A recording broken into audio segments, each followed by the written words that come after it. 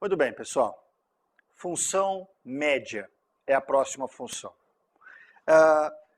Tirar a média, nós estamos falando evidentemente, na ausência de qualquer especificação, nós estamos falando da média aritmética.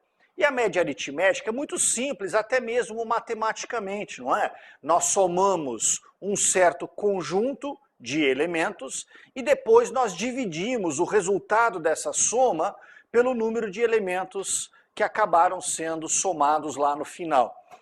A média, pessoal, é uma função que cai muito, mas muito, e uma das que eu mais vi pegadinha ou tentativas de pegadinha. Vamos falar um pouquinho, e rapidamente é claro, sobre a parte matemática desse negócio, que não é exatamente a minha função, mas é para vocês entenderem para onde vai a pegadinha tentar nos levar. O que muita gente lembra? Muita gente lembra das fórmulas, porque muita gente passou pela vida estudando matemática, decorando fórmulas e aplicando essas fórmulas na prova. O entendimento acabou sendo secundário. Decorar a fórmula para muitos de vocês, em função dos professores que tiveram, era o objetivo máximo, era tudo que você precisava para ir bem numa prova. Muito bem. Então, o cara vai lá e ele decora, né? De que a média, para se alcançar a média, claro, aritmética, é o quê? É o somar o elemento 1 ao elemento 2, mais reticências, somar todos os elementos até o elemento n, dividido pelo número de elementos, o tal do n. É isso. Então, muita gente lembra que a média lá no final tem que dividir por alguma coisa. Só que, pessoal, o Excel já foi ensinado. Então, quando você diz para o Excel, tira para mim a média, ele já sabe que ele vai ter que somar um certo conjunto de elementos e depois vai ter que dividir. Mas existe mais de uma maneira de se fazer isso através do programa. Primeiro vamos observar as corretas maneiras de se executar ou de se possivelmente executar a média. Tá legal? Então observem. Vamos lá, função média é a primeira maneira correta, mas aí eu já vou colocar duas outras maneiras que vocês estão observando. Vejam vocês, nesse slide, que todas as três opções são opções corretas para que se tire a média de um certo grupo de elementos. A primeira está usando a própria função média, que teoricamente é a maneira mais simples. E todos esses exemplos estão tirando a média de um conjunto de células, do tal do A1 até o A6, o mesmo que nós usamos na função soma. Então o que bastaria fazer? Como no primeiro exemplo, igual média, abre parênteses, A1, dois pontos, A6 e fecha parênteses. Então você está dizendo para o programa, tira para mim a média de A1, nós vamos lembrá-los, até A6, só para lembrar que os dois pontos envolvem todo o conjunto. Agora, observem na linha do meio, que a linha do meio está usando a função soma para alcançar a média. E isso está sendo feito corretamente, não é, pessoal? Vejam, aí na linha do meio. Primeiro você pediu para o programa, olha, soma para mim do A1 até o A6. Fecha parênteses. E depois, por que tem que ser depois, meus amigos? Porque o parênteses está delimitando a função. Depois de somar do A1 até o A6, então divida por 6. Ora, pessoal, se eu somar 6 elementos e o resultado eu então dividir por 6, claro que também vai tirar a média. E a terceira maneira, uma maneira até mais matemática. A terceira maneira é mais parecida com aquela da função matemática. Então você digita o igual, abre o parênteses. Aí você digita lá o que você vai somar primeiro. A1 mais A2 mais A3 mais A4 mais A5 mais A6, fecha o parênteses. Por que entre parênteses? Para garantir que a média seja feita primeiro a partir da soma. Depois de somar de A1 até A6, então o programa faria a divisão por 6 e, claro, o resultado seria a média. Bom, pessoal, então nós temos aí 3 maneiras corretas, verdadeiras de se fazer a média. Tá legal? Agora, quais são as 2 pegadinhas? Quais são as 2 coisas que a banca faz com, e eu agora estou falando de qualquer banca, que as bancas fazem, então, para tentar nos confundir em relação ao cálculo da média? A primeira é essa daqui. A banca, numa das alternativas da questão, ou, se for a CESP, a banca então afirma, né, naquelas questões de certo e errado, o seguinte, que para tirar a média de A1 até A6, bastaria fazer isso aqui, ó, igual a média, abre parênteses, A1, 2 pontos, A6, dividido por 6. É claro que isso aqui está errado, não é, pessoal? E o que está errado? O que está errado, particularmente, é claro, é o dividido por 6. Mas por que a banca faz isso? Porque ela lembra que lá na função média, lá atrás, né, na função média, o cara tinha que somar e depois ele tinha que dividir. Então, quando o cara vê aqui média e depois divide, alguma coisa lá no cérebro dele diz, pô, isso está batendo. Esse negócio de dividir no final faz sentido. Era assim mesmo que eu decorei o negócio. Mas não é, pessoal. Eu repito, o Excel já foi programado, então ele já foi ensinado a calcular a média. Portanto, quando você digita aqui igual média, ele já sabe o que ele tem que fazer. Ele sabe que ele tem que calcular a média, ou seja, aquilo que está no parênteses, ele vai primeiro somar esse conjunto de elementos e depois dividi-lo, né? O resultado final pelo número de elementos somados, tal qual a função média estabelece. Uma outra coisa que a banca faz com bastante frequência é, não só agora na média, depois eu vou falar uma outra coisa também, igual a 1 mais A2 mais A3 mais A4 mais A5 mais A6 dividido por 6. E isso aqui também não apresenta a média correta. Claro que não, pessoal. Afinal de contas, nós sabemos que a matemática, vamos esquecer a informática um pouco, a matemática, ela não diz que nós devemos realizar os cálculos pela ordem de apresentação. Não é assim. A matemática diz para nós o seguinte: primeiro, potência e raiz. Primeiro. Depois, multiplica e divide. E depois soma e subtrai. A não ser, é claro, que tenha parênteses. Aí você tem que respeitar os parênteses.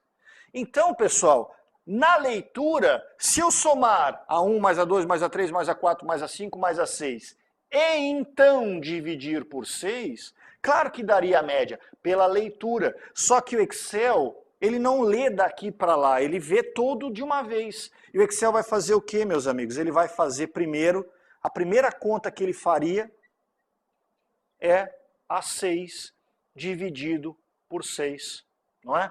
Então, ao dividir o conteúdo de A6 por 6 e depois somar com as demais, é claro que nós não encontraríamos a média desse determinado universo. Jamais. Então, isso também está errado.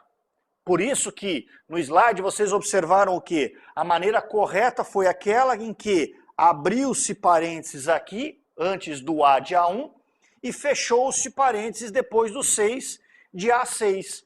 Aí a matemática diz que, de fato, deve ser feita a soma primeiro e depois, então, a divisão. E aí sim garante-se a média. Agora, esse tipo de pegadinha é comum, inclusive fora da média.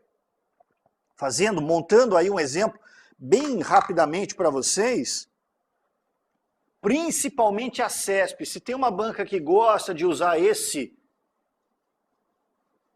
recurso, é a CESP, nas provas de certo ou errado. Não é?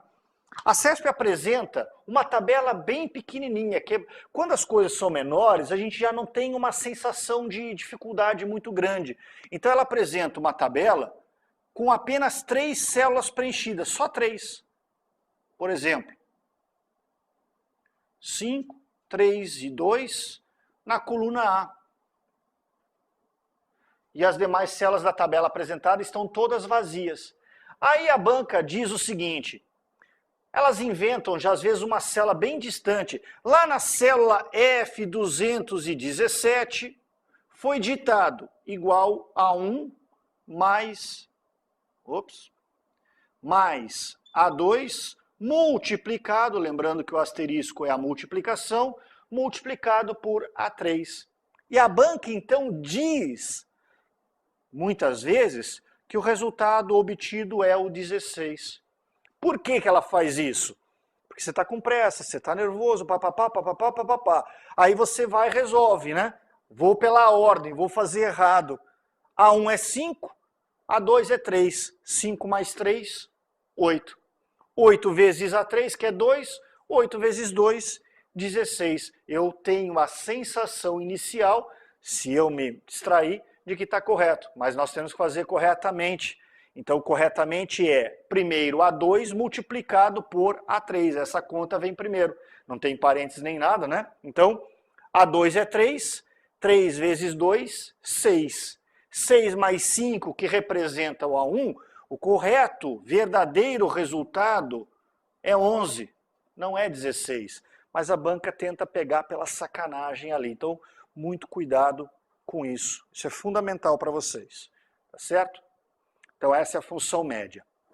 Então, nós vamos aproveitar aqui para falar rapidamente de duas funções bem simples. Mas tudo que é simples pode ser complicado. A Carlos Chagas já tentou complicar. Vejamos. Observem lá, função hoje e a função agora. Entendendo uma, naturalmente você entende a outra, né?